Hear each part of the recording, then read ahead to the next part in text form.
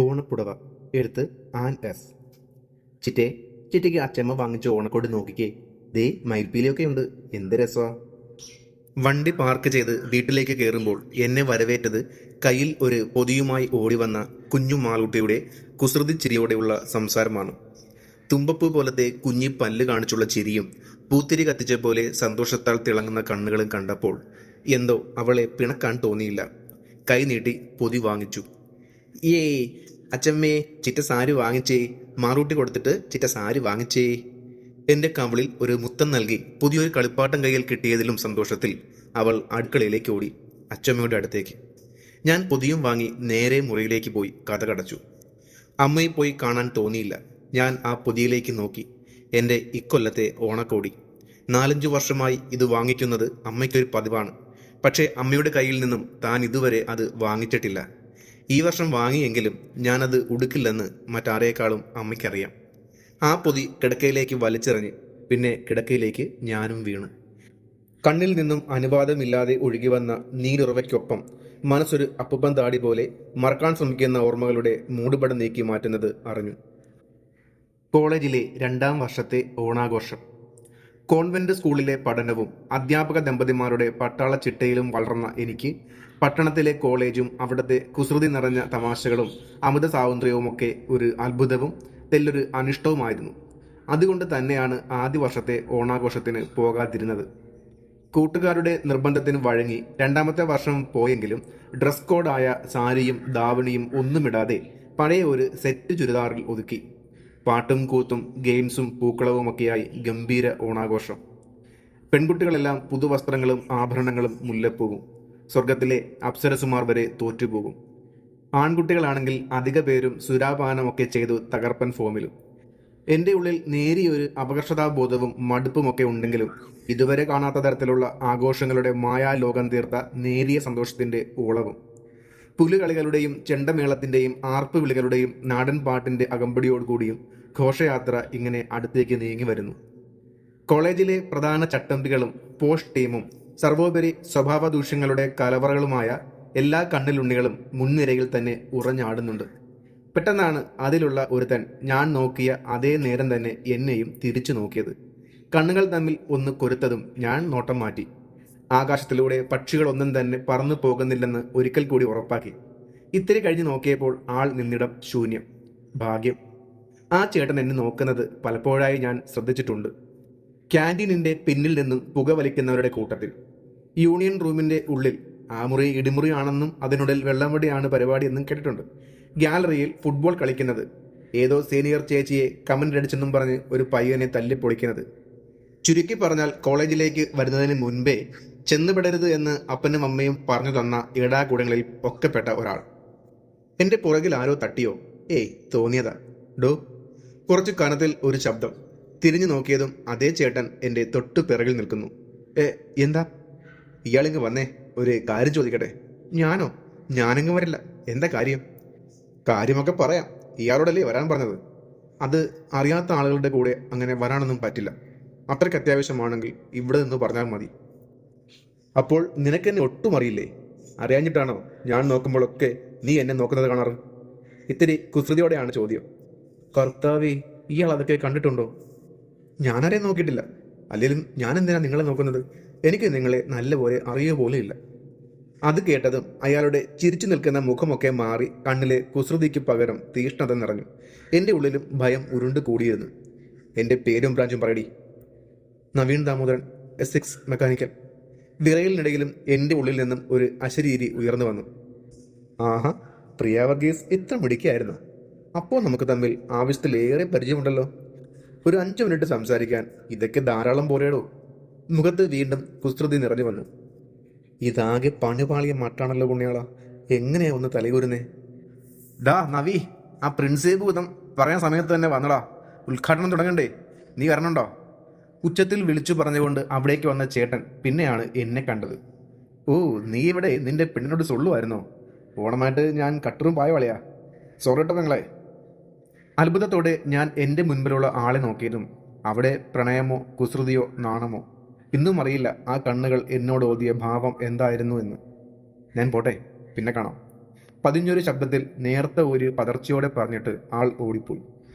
കേട്ടതും കണ്ടതുമൊക്കെ ഡീകോഡ് ചെയ്യാൻ എൻ്റെ ബ്രെയിൻ ബുദ്ധിമുട്ടുന്നുണ്ടായിരുന്നു.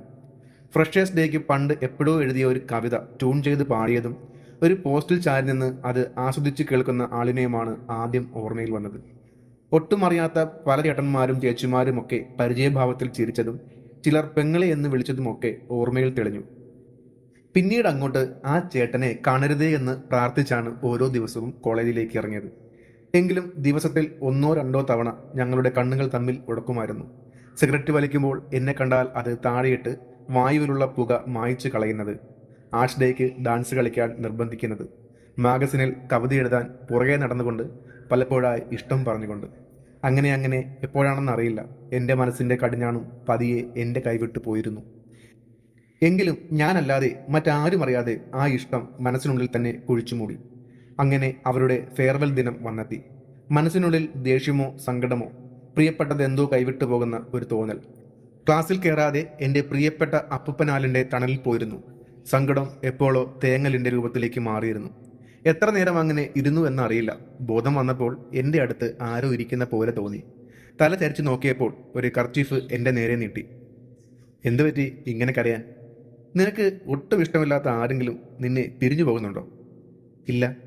പിന്നെ ഈ ഇരിപ്പും ശോകം സീനും, മൊത്തത്തിൽ ഈ സ്റ്റേറ്റ്മെൻറ്റ് ഒരു മാച്ചില്ലല്ലോ. ഞാൻ മറുപടി ഒന്നും പറഞ്ഞില്ല. ഈ ജാതിയും മതവും ഒക്കെയാണ് നിന്റെ പ്രശ്നമെങ്കിൽ നിന്റെ അപ്പനും എൻ്റെ വീട്ടുകാരും സമ്മതിക്കുന്നത് എന്നാണോ, അന്ന് വരെ കാത്തിരിക്കാൻ ഞാൻ ഒരുക്കമാണ്. ഇനി എൻ്റെ തല്ലുകൊള്ളിത്തരവും ദുശീലവും ഒക്കെയാണ് പ്രശ്നമെങ്കിൽ ഇതൊക്കെ ഒരു ക്യാമ്പസ് തമാശ മാത്രമാണ്. നീയും ഞാനും ഒരു ജീവിതം തുടങ്ങുമ്പോൾ ഈ ലഹരികളെല്ലാം ഞാൻ മാറ്റിയിരിക്കും. ഇത് നിനക്ക് മാത്രമല്ല, എൻ്റെ അമ്മയ്ക്ക് കൂടി ഞാൻ കൊടുത്ത വാക്കാണ്. ഇനിയെങ്കിലും നിന്റെ കണ്ണുകളിൽ ഒളിപ്പിച്ചു വെക്കാൻ നീ കഷ്ടപ്പെടുന്ന എന്നോടുള്ള പ്രണയം സമ്മതിച്ചു തന്നൂടെ നിനക്ക്? നാണത്തിൽ ഒളിപ്പിച്ച ഒരു മറുചിരി മാത്രമായിരുന്നു ആ ചോദ്യത്തിനുള്ള എൻ്റെ മറുപടി. 6 മാസത്തിൻ്റെ ഇടവേളയ്ക്ക് ശേഷം എംടെക്കിന് ആൾ വീണ്ടും കോളേജിലെത്തി. പിന്നീടുള്ള 2 വർഷങ്ങൾ മഴവില്ല് പോലെ നിറപ്പക്കെട്ടാർന്നതായിരുന്നു. ആളൊഴിഞ്ഞ ക്ലാസ് മുറിയിൽ, ഗ്യാലറിയിൽ, ആൽമരച്ചോട്ടിൽ, ലൈബ്രറിയിൽ പ്രണയം പറഞ്ഞും അറിഞ്ഞും നിറഞ്ഞൊഴുകിയ നാളുകൾ. ആ ബുള്ളറ്റിൻ്റെ കടകട ശബ്ദം ഇടിമുഴക്കം കേൾക്കുന്ന മയിലിനെ പോലെ എന്നെ നൃത്തം ചെയ്യിച്ച പ്രണയമഴയിൽ അലിഞ്ഞു ചേർന്ന നാളുകൾ. ഫൈനൽ ഇയറിൻ്റെ ചൂട് ഞങ്ങളെ പ്രണയത്തെക്കാളേറെ പഠനത്തിലും പ്ലേസ്മെൻറ്റിലുമൊക്കെ ശ്രദ്ധ കൊടുക്കാൻ പ്രേരിപ്പിച്ച കാലം. ഓണാഘോഷ ചർച്ചകൾ ചൂടുപിടിച്ചു വന്നപ്പോൾ സാരി ഉടുക്കുന്നതിനെ ചൊല്ലിയായി തർക്കം. എനിക്ക് സാരി ഉടുക്കാൻ ഒക്കില്ല, അമ്മയ്ക്ക് സമ്മതിക്കില്ല. ഞാൻ പതിവ് പല്ലവി പുറത്തെടുത്തു. നിന്നെ ഞാൻ ഇതുവരെ സാരി ഉടുത്ത് കണ്ടിട്ടേയില്ല. ഈ ചാൻസ് കൂടി ഞാൻ നഷ്ടപ്പെടുത്തില്ല മോളെ. നാളെ ഉടുക്കാനുള്ള സാരിയും ബ്ലൗസും ഒക്കെ ഞാൻ അമ്മയുടെ കയ്യിൽ നിന്നും വാങ്ങിക്കൊണ്ടുവരാം. അമ്മയുടെ കയ്യിൽ കേരള സാരിയുടെ കളക്ഷൻ തന്നെയുണ്ട്. നീ രാവിലെ കുളിച്ച് നിന്റെ അമ്മച്ചി പറയുന്ന വല്ല പഴഞ്ചന് വിട്ട് ഒന്ന് വന്നാൽ മതി. ബാക്കി ഞാൻ ശരിയാക്കി തരാം. ആ തീരുമാനത്തെ എതിർക്കാൻ തോന്നിയില്ല. പിറ്റേന്ന് രാവിലെ കോളേജിൽ ഒരു പൂച്ച കുഞ്ഞു പോലും എത്തുന്നതിന് മുൻപേ ഞാൻ എത്തിയപ്പോഴേക്കും ആൾ എന്നെ കാത്തിരിപ്പുണ്ട്. എന്നെ കണ്ടതും കൈ പിടിച്ച് നെഞ്ചത്തോട്ട് വലിച്ചിട്ടു. ഒരു വിരൽ തുമ്പിൽ പോലും തൊടാത്ത ആളിൽ നിന്നും ഇങ്ങനെ ഒരു മാറ്റം പ്രതീക്ഷിച്ചില്ല. ഇന്ന് എന്താ നല്ല ഫോമിലാണല്ലോ. അതേ മോളെ, ഞാനൊരു പ്രത്യേക ഫീലിലാണ്. നീ ഇത് നോക്ക്. ഒരു ജുവൽ ബോക്സ് എൻ്റെ കയ്യിൽ തന്നു. തുറന്നു നോക്കിയപ്പോൾ ചുവന്ന മുത്തുകൾ കോർത്തൊരു സ്വർണ്ണമാലയും അതിന് മാച്ചിങ് ആയുള്ള കമ്മലും വളയും. നിന്റെ അമ്മായിയമ്മ തന്നു വിട്ടതാ. ഞാൻ സാരി മാത്രമേ ചോദിച്ചുള്ളൂ, ബാക്കിയൊക്കെ ഇങ്ങോട്ട് തന്നു വിട്ടതാ. എൻ്റെ മോൾക്ക് കൊണ്ട് കൊടുക്കെന്നും പറഞ്ഞു. അമ്മ അങ്ങനെ പറഞ്ഞ തൊട്ട് ഒരു വല്ലാത്ത ഫീൽ. നീ എൻ്റെ സ്വന്തമായതുപോലെ. ആ കഴുത്ത് നീട്ടിക്കേ, മാല ഞാൻ കെട്ടിത്തരാം. അയ്യടാ, ആ പൊതി മനസ്സിലിരിക്കട്ടെ. ആദ്യമായി എന്നെ കഴുത്തിൽ കെട്ടുന്നത് ഒരു താലിയോ അല്ലെങ്കിൽ മിന്നോ ആയിരിക്കും. അതും നമ്മുടെ പേരൻസിൻ്റെ സമ്മതത്തോടു കൂടി. അതിൽ കുറഞ്ഞതൊന്നും ഓൻ പ്രതീക്ഷിക്കേണ്ട. എന്നാൽ കണ്ണടച്ച് നിന്റെ കർത്താവിനെ ധ്യാനിച്ച് 2 കൈ നീട്ടിക്കേ. കയ്യിൽ വച്ചു തന്ന പൊതി തുറന്നപ്പോൾ ഒരു കേരള സാരിയും ചുവപ്പ് ബ്ലൗസും. നല്ല അടിപൊളി സെലക്ഷൻ ആണല്ലോ അമ്മയുടേത്. എനിക്ക് ഒത്തിരി ഇഷ്ടപ്പെട്ടു. എൻ്റെ അല്ലേ അമ്മ? ഇന്നലെ നിന്റെ ഫോട്ടോ കണ്ടപ്പോൾ അമ്മയും ഇത് തന്നെയാണ് പറഞ്ഞത്, എൻ്റെ സെലക്ഷൻ കൊള്ളാമെന്ന്. പിന്നെ സാരി, അത് അമ്മ ബാലരാമപുരത്തെ നെയ്ത്തുശാലയിൽ നിന്നും സ്പെഷ്യലായി ഓർഡർ ചെയ്ത സാരിയാണ്. Brand new. നിനക്കായതുകൊണ്ട് മാത്രം തന്നുവിട്ടതാ. പിന്നെ ഇനി ആരെങ്കിലും വരുന്നതിന് മുൻപ് ഓണസമ്മാനമായി എനിക്കൊരു ഉമ്മ തന്നേ. അയ്യേ, ഞാനങ്ങും തരില്ല. ഇടിയും നിന്റെ ഔദാര്യമല്ല, എൻ്റെ അവകാശമാണ് ചോദിക്കുന്നത്. ഇല്ലേൽ ഞാനങ്ങ് തരുമേ. അത് ഒന്നിലൊന്നും നിൽക്കില്ല. അവകാശമോ? എന്ത് വകയിലെ? നീ ഇപ്പം കൈനീട്ട് വാങ്ങിയത് പുടവയാ. നീ ഈ പുടമുറി സംബന്ധം എന്നൊന്നും കേട്ടിട്ടില്ലേ? ഞങ്ങളുടെ ആചാരപ്രകാരം ഒരു സ്ത്രീ പരപുരുഷന്റെ കയ്യിൽ നിന്നും സാരിയോ വസ്ത്രമോ ഇഷ്ടത്തോടെ സ്വീകരിച്ചു കഴിഞ്ഞാൽ അവർ ഭാര്യ ഭർത്താക്കന്മാരായി. എൻ്റെ കണക്കിന് നമ്മുടെ കെട്ട് കഴിഞ്ഞ സ്ഥിതിക്ക് എൻ്റെ ഭാര്യ ആരെങ്കിലും കാണുന്നതിന് മുൻപ് ചേട്ടന് ഓണസമ്മാനം തന്നേ. ഒരു ചമ്മലോട് കൂടി ഞാൻ അടുത്തേക്ക് ചെന്നതും ആൾ കണ്ണടച്ചു, അവസാന മാർഗമെന്ന നിലയ്ക്ക്. അതെ, ഞാൻ ഈ പുടവ ഉടുത്ത് മാലയൊക്കെ ഇട്ട് വന്നിട്ട് തന്നാൽ മതിയോ സമ്മാനം? കണ്ണു തുറന്ന് ഒരു കള്ളച്ചിരിയോടെ എന്നെ നോക്കി സമ്മതഭാവത്തിൽ മൂളി. നീ പോയി ഇത് ഉടുത്തിട്ട് സുന്ദരിയായിട്ട് വാ. ഞാൻ പോയി ഈ മുടിയിൽ ചൂടാൻ കുറച്ച് മുല്ലപ്പൂവും പിന്നെ പൂക്കളത്തിന് ബാക്കി വേണ്ട അവന്മാർ പറഞ്ഞ പൂവുമൊക്കെ വാങ്ങി പെട്ടെന്ന് വരാം. വൈകിച്ചേക്കല്ലേ? പിന്നെ അന്നേരം വാക്കു മാറിയ എൻ്റെ തനി കൊണം അറിയുന്നേ. സാരിയും കൊണ്ട് അടുത്തുള്ള ലേഡീസ് ഹോസ്റ്റലിലേക്ക് ഓട്ടമായിരുന്നു. കൂട്ടുകാരുടെ സഹായത്തോടെ സാരി ഉടുത്ത് അമ്മയുടെ ആഭരണമൊക്കെ ഇട്ട് മുടി അഴിച്ചിട്ട് കുളി പിന്നൽ കെട്ടി ഒരു പൊട്ടും തൊട്ട് കണ്ണാടിയിൽ നോക്കി. നല്ല ചേർച്ചയുണ്ട് എനിക്ക്, എങ്കിലും എത്ര ഒരുങ്ങിയിട്ടും മതിയാകാത്തതുപോലെ. ആദ്യമായി സാരി ഉടുത്ത് മുന്നിൽ ചെല്ലുമ്പോൾ, അതും പുടവ വാങ്ങിച്ച് എന്നൊക്കെ പറഞ്ഞപ്പോൾ മനസ്സിനുള്ളിൽ ഒരു മണവാട്ടിയുടെ മാനസികാവസ്ഥ. പെട്ടെന്ന് തന്നെ കോളേജിലേക്ക് എത്തി. കുട്ടികളൊക്കെ എത്താൻ തുടങ്ങി, ആരവങ്ങളൊക്കെ ചൂടേറി വരുന്നു. മണിക്കൂർ ഒന്ന് കഴിഞ്ഞിട്ടും ആളെത്തിയില്ല. ഞാൻ എൻ്റെ ആൽമര തണലിലിരുന്ന് മൊബൈലിൽ ട്രൈ ചെയ്തുകൊണ്ടിരുന്നു. പതിയെ ഉയർന്നു പൊങ്ങിയ ആരവങ്ങളൊക്കെ കെട്ടടങ്ങി. ആരൊക്കെയോ എവിടെയൊക്കെയോ ആദി പിടിച്ചു ഓടുന്നുണ്ട്. എവിടെയോ എന്തോ പ്രശ്നമുണ്ട്. അതായിരിക്കും ഞാൻ ഇവിടെ കാത്തിരിക്കുന്നത് മറന്നുപോയത്. അല്ലേലും കൂട്ടുകാരും നാട്ടുകാരും ഒക്കെ കഴിഞ്ഞല്ലേ ഞാനുള്ളൂ.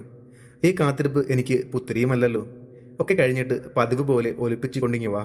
ഉമ്മയല്ല, തലമണ്ടയ്ക്ക് ഒരു അടി തരുന്നുണ്ട് ഞാൻ.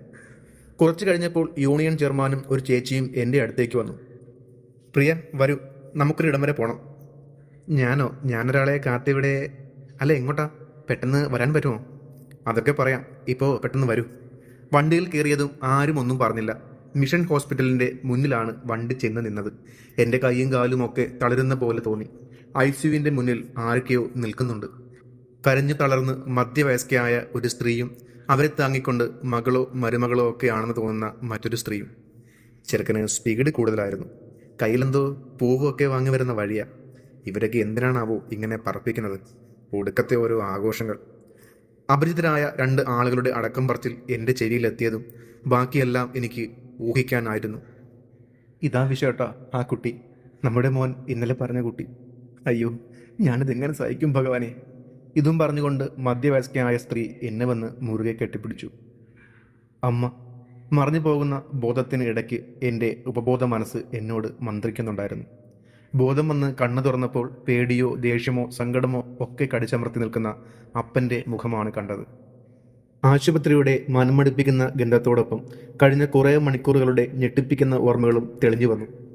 നവിച്ച എന്ന് വിളിച്ച് ട്രിപ്പിട്ടതിൻ്റെ വയറുകൾ വലിച്ചൂരി ഓടാൻ തുടങ്ങിയപ്പോൾ പ്രിയ എന്ന് പറഞ്ഞുള്ള അപ്പൻ്റെ അലർച്ചയാണ് തടയിട്ടത്. തരിച്ചു നിന്നപ്പോൾ പോയിന്നും പറഞ്ഞ് അപ്പൻ എന്നെ നെഞ്ചോടടക്കി പിടിച്ചു. എൻ്റെ സങ്കടം കണ്ടിട്ടായിരിക്കും അപ്പൻ്റെ കണ്ണിൽ നിന്നും ഉറ്റിയിരുന്നു മിഴിനീർ. അപ്പാ, എനിക്ക് കാണണം അപ്പാ. അവസാനമായി എനിക്കൊന്ന് കണ്ടാൽ മാത്രം മതി അപ്പാ. എന്നെ കൊണ്ടുപോ അപ്പാ. എൻ്റെ നവിച്ചൻ എന്നെ കാത്തു നിൽക്കും. നോക്ക്, എൻ്റെ പുടവ, അമർന്ന മാല. എനിക്കിതൊക്കെ നവിച്ചനെ കാണിക്കണം അപ്പാ. നമുക്ക് വേഗം പോകാം അപ്പാ. പോകാം മോളെ, നമുക്ക് പോകാം. അപ്പം കൊണ്ടുപോവാം. എൻ്റെ മോൾ കരയല്ലേ? അപ്പൻ്റെ തോളിൽ ചാരിക്കിടന്നു. കരഞ്ഞ് കരഞ്ഞ് വീടിൻ്റെ മുറ്റത്തെത്തി. കല്യാണം കഴിഞ്ഞ് ചെല്ലുമ്പോൾ നിന്നെ മുറ്റത്ത് കാല് കുത്തിക്കാതെ ഗേറ്റ് മുതൽ പടി വരെ എടുത്തുകൊണ്ട് പോകുമെന്ന് വീമ്പ് പറഞ്ഞ നവിച്ചൻ വെള്ള പുതച്ച് മൂക്കിൽ പഞ്ഞിയും വെച്ച് കാലിലെ വിരലുകൾ തമ്മിൽ കൂട്ടിക്കെട്ടി ഒന്ന് അനങ്ങാൻ പോലും വയ്യാതെ എന്നെ ഒന്ന് നോക്കുക പോലും ചെയ്യാതെ കിടക്കുന്ന കണ്ടിട്ട് സഹിക്കുന്നില്ല. ആർത്ത് വിളിച്ച് കരയണമെന്നുണ്ട്. കെട്ടിപ്പിടിച്ച് അവസാനമായി എന്നോട് ചോദിച്ച ചുംബനം പോലും കൊടുക്കാൻ കഴിയാതെ എനിക്കായി വാങ്ങാൻ പോയ മുല്ലപ്പൂ ആ കൈകൊണ്ട് തന്നെ ചൂടുത്തിടാൻ പറഞ്ഞു. ആ നെറ്റിയിൽ ആദ്യ ചുംബനം തരാനല്ലേ ഞാൻ കാത്തിരുന്നത്. എന്നിട്ടിപ്പോൾ കണ്ണു തുറന്ന് എന്നെ ഒന്ന് നോക്കുക കൂടി ചെയ്യാതെ. കർത്താവേ, എനിക്ക് താങ്ങാൻ പറ്റുന്നില്ല. വീണ്ടും ബോധം മറഞ്ഞ് ചുറ്റിലും അന്ധകാരം നിറയുന്നത് അറിഞ്ഞു. എൻ്റെ നവിച്ചനെ ആരൊക്കെയോ ചേർന്ന് കൊണ്ടുപോയതോ ശരീരം കത്തിച്ചു കളഞ്ഞതോ ഒന്നും ഞാൻ അറിഞ്ഞില്ല. പിന്നീട് 1 മാസത്തോളം എൻ്റെ ജീവിതം സ്തംഭിച്ച പോലെ ഒരു ഇല പോലും എനിക്ക് ചുറ്റും അനങ്ങുന്നില്ലെന്ന് തോന്നി. എൻ്റെ ജീവിതത്തിൻ്റെ വെളിച്ചവും തിളക്കവും നിറങ്ങളും എല്ലാം മാഞ്ഞു പോയിരിക്കുന്നു. ഞാൻ എന്തെങ്കിലും കടുങ്കൈ കാണിക്കുമോ എന്ന ഭയമായിരിക്കും. അപ്പനോ അമ്മയോ പ്രീതുവോ ആരെങ്കിലും ഒരാൾ ഏതു നേരവും എനിക്ക് കാവലുണ്ടാവും. ഒരു ദിവസം എന്നെ കാണാൻ അമ്മ എത്തി. എൻ്റെ കയ്യിലിരുന്ന അമ്മയുടെ സാരിയും ആഭരണങ്ങളും തിരികെ വാങ്ങിക്കാനായിരിക്കും. എൻ്റെ നവിച്ചനെയോ നീ തിരികെ എടുത്തു. ആ പുടവ ഇനിയുള്ള കാലം കഴിച്ചു കൂട്ടാനുള്ള എൻ്റെ ഏക അത്താണിയാണ്. അതെന്നോട് ആ അമ്മ തിരികെ ചോദിക്കരുതേ കർത്താവേ എന്നു മാത്രമായിരുന്നു എൻ്റെ ഉള്ളിലെ പ്രാർത്ഥന. അമ്മ എൻ്റെ അടുത്ത് വന്ന് എൻ്റെ മുടിയിൽ പതിയെ തഴുകി. മോളുടെ നീണ്ട ഈ മുടി അവന് ഒത്തിരി ഇഷ്ടമായിരുന്നു. എപ്പോഴും അതിനെക്കുറിച്ച് പറയും. പിന്നെ മോളുടെ ചിരിയെപ്പറ്റി. അമ്മയുടെയും എൻ്റെയുടെയും കണ്ണിൽ നിന്നും ഒലിച്ചിറങ്ങിയ മിഴുനീരിന് ഒരേ വേഗതയായിരുന്നു. മോള് കഴിഞ്ഞതെല്ലാം മറക്കണം. ഇനിയും സങ്കടപ്പെട്ടിരിക്കരുത്. അവനിഷ്ടമുള്ള ഈ ചിരി ഈ മുഖത്ത് വിരിയേണ്ടത് അമ്മയുടെ ചുമതലയാണ്. മോള് കോളേജിൽ പോകണം, പരീക്ഷ എഴുതണം, അവൻ്റെ ആഗ്രഹം പോലെ പഠിച്ചു നല്ലൊരു ജോലി വാങ്ങണം. മോളെ എന്നെ ഏൽപ്പിച്ച അവൻ പോയത്. അതുകൊണ്ട് ഇനി മോൾ സങ്കടപ്പെട്ടാൽ തോറ്റു പോകുന്നത് ഈ അമ്മയായിരിക്കും. അവൻ്റെ ആഗ്രഹങ്ങളൊക്കെ നടത്തി കാണിച്ച് മോൾ സന്തോഷത്തോടെ ഇരിക്കുന്നത് കാണാനാവില്ലേ അവനും ആശിക്കുന്നത്? അമ്മയുടെ വാക്കുകൾ എനിക്ക് തന്ന ആശ്വാസം പറഞ്ഞറിയിക്കാനാവാത്തതായിരുന്നു. വിധിയോടുള്ള വാശി എന്ന പോലെ കോളേജിൽ പോയി തുടങ്ങി. അമ്മയുടെ ഇടയ്ക്കിടയ്ക്കുള്ള വരവുകളും നവിച്ചൻ്റെ ഓർമ്മകളും എനിക്ക് ഊർജ്ജമേകി. പഠിച്ച് ജോലി വാങ്ങിച്ചു. മറ്റൊരു ജീവിതത്തിന് അപ്പനും അമ്മയും മാറി മാറി നിർബന്ധിച്ചെങ്കിലും വഴങ്ങിക്കൊടുത്തില്ല. ഒടുവിൽ എൻ്റെ പിടിവാശിക്ക് കീഴടങ്ങി അപ്പന് പ്രീതുവിൻ്റെ വിവാഹം നടത്തേണ്ടി വന്നു. കല്യാണത്തിന് വന്ന അമ്മയോട് എന്നെ കൂടെ കൂട്ടാമോ നവിച്ചൻ്റെ പെണ്ണായി ആ വീട്ടിൽ കഴിയാൻ എന്ന് ചോദിച്ചപ്പോൾ എൻ്റെ കൈ പിടിച്ച് മുന്നിൽ നടന്നത് നവിച്ചൻ്റെ അച്ഛനായിരുന്നു. നവിച്ചൻ്റെ മുറിയിലേക്ക് അമ്മ എന്നെ കൈപിടിച്ച് കൊണ്ടുവന്നപ്പോൾ ചിരിച്ചു നിൽക്കുന്ന നവിച്ചൻ്റെ ഫോട്ടോയുടെ അടുത്ത് തൂക്കിയിട്ടിരിക്കുന്ന ചിത്രത്തിലെ പെൺകുട്ടിക്ക് എൻ്റെ മുഖമായിരുന്നു. അവൻ വരച്ചതാ. മോള് ഇവിടെ വരുന്ന ദിവസം കാണിച്ചു തരാൻ വേണ്ടി. പോട്ടെ, ദൈവനിശ്ചയം ഇതാകും. അമ്മ മേശ തുറന്ന് ചെറിയൊരു പൊതി കയ്യിൽ തന്നു. ഇതേ ഉള്ളു മോൾക്ക് തരാൻ. ഇനി ഇതിൻ്റെ അവകാശി മോളാണ്. തുറന്നു നോക്കിയപ്പോൾ നവിച്ചൻ്റെ വാച്ചും പണ്ടെന്നോ കാണാതായ എൻ്റെ ഒരു പൊലിസും. ആദ്യമൊന്ന് പകച്ചെങ്കിലും നവിച്ചൻ പോയിട്ട് ഇന്നേക്ക് 5 വർഷം തികയുന്നു. ഇന്നെനിക്ക് ചിരിക്കാനറിയാം, സന്തോഷിക്കാനറിയാം, അതിലുപരി അഭിനയിക്കാനറിയാം. ഓരോ ഓണവും എനിക്ക് ഓർമ്മകളുടെ പെരുമഴക്കാലമാണ്. നാളെ എനിക്ക് എൻ്റെ നവിച്ചൻ തന്ന പുടവയുടുത്ത് ഒരിക്കൽ കൂടി ഓണത്തിനായി ഒരുങ്ങണം. ഒരു കാറ്റായോ മഴയായോ വായുവിലടങ്ങിയ സിഗരറ്റിൻ്റെയോ മുല്ലപ്പൂക്കളുടെയോ ഒക്കെ ഗന്ധമായോ എന്നിലേക്ക് അണയുന്ന എൻ്റെ നവിച്ചനെ കാണിക്കാൻ. ഇനി എൻ്റെ എല്ലാ ഓണവും ഇങ്ങനെ തന്നെ. കാലചക്രം ഉരുണ്ട് മറ്റൊരു ലോകത്തിൻ്റെ പടിവാതക്കൽ എനിക്കായുള്ള മുല്ലപ്പൂക്കളുമായി ആദ്യചുംബനത്തിൻ്റെ മധുരം നുകരാൻ കാത്തിരിക്കുന്ന എൻ്റെ നവിച്ചൻ്റെ അരികിൽ എത്തും വരെ. ഇങ്ങനെയുള്ള മനോഹരമായ കഥകൾ കാണാൻ ഈ ചാനൽ ഒന്ന് സബ്സ്ക്രൈബ് ചെയ്യാൻ മറക്കല്ലേ.